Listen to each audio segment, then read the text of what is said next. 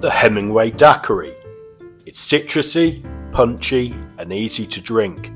If it was a person, it would be an absolute boozer who loves to go on the sesh, cause chaos, then blacks out and wakes up in the morning to hundreds of angry voicemails. The ingredient lineup: we've got Havana Club 3-year rum, fresh pink grapefruit juice, fresh lime juice, maraschino and simple syrup. Now, Ernst Hemingway needs no introduction in the cocktail world. By his profession, he was a novelist, writer, raconteur and adventurer, and also seemed to be one of those lucky characters who never suffers from hangovers. The history of this drink: Hemingway was living in Havana, Cuba at the time.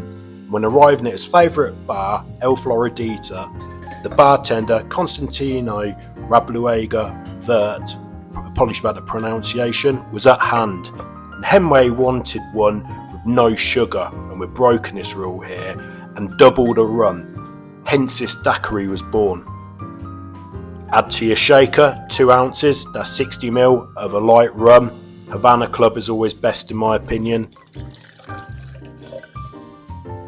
Then add half an ounce, that's 15ml of Maraschino Liqueur.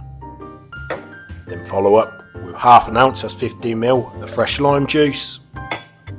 Okay, then add half an ounce, that's 15ml of fresh grapefruit juice. Now you can omit this if you don't want it too sweet, but I'm adding to this around sort of 5ml of simple syrup. Add ice to your shaker and shake for 10 to 15 seconds. Then double strain into a chilled coupe glass.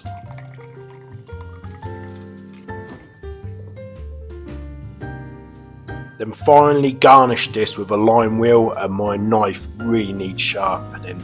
Most of all, just get on this sesh like Hemingway would.